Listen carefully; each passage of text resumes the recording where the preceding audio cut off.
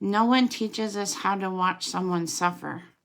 No one teaches us and helps us understand that you can't watch someone suffer without suffering yourself, right? So he has the things on the inside, you have the things on the outside, right? So he has the heart failure on the inside, you have it on the outside. What that means is that because especially because you're connected, right, and you love each other, it's a you can't get around that. There's no way to get to not feel that, right? And so what I found is that no one teaches us that that is suffering, and part of that suffering and watching that suffering is not knowing how to fix it. So the not knowing how to fix it is one thing, but let's take, for instance, if your person is got a lot of pain or is yelling out for whatever reason, right? Every time that person does that, your amygdala goes bam, right? It's like you're just being chased by a bear immediately. And so your initial reaction is to want to kill it, to want to fight, fright, or flight, right? And so when that happens, we are constantly stimulated, right? Where our amygdalas are constantly going. And when that happens, we release cortisol. And when we release cortisol, our ability to cry, laugh, hug you, punch you, all in the same millisecond is extraordinarily possible, right? And so what I learned about that and really was important is that when I get up here and he's up here, all of that emotion that's happening right there is coming from a place where you're in a panic place, right? Does that make sense? I think you probably understand the panic place. So when you're panicking, whether that's because he's in pain, because he looks like he's getting sicker, because he doesn't know who I am today, because all of that sends us into a panic, right? And we go into that fight, fright, or flight mode. And so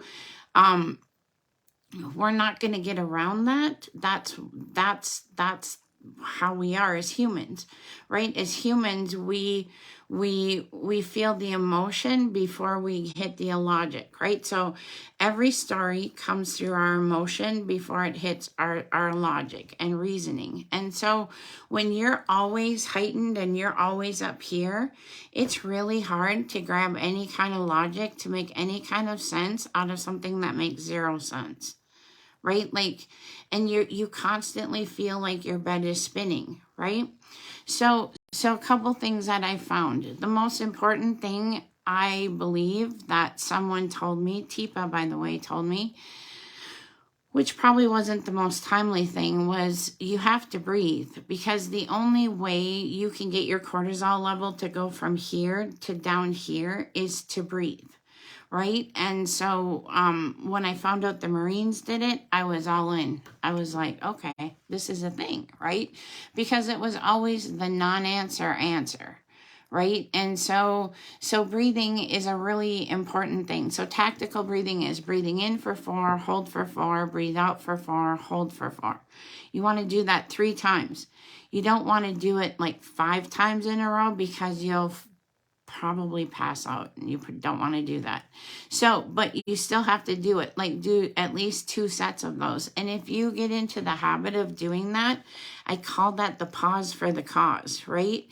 If you pause like that and you take deep breaths when you can, it's not easy to do, right?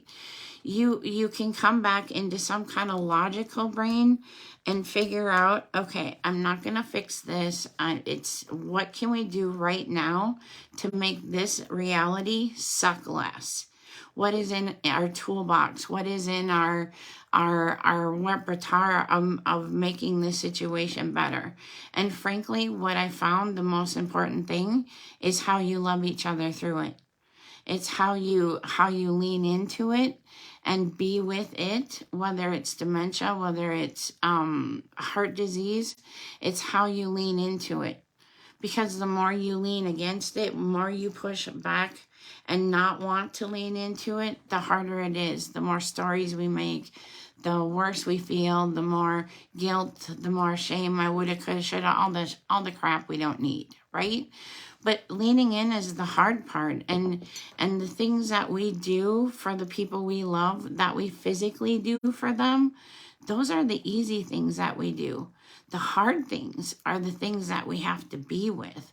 The suffering, the not being able to do the things, all the grief and all the loss, right? The grief and the loss comes from the fact that you're watching the person you love wither away. They're not the same person. They're not, I mean, they're just suffering, and it's so much, right?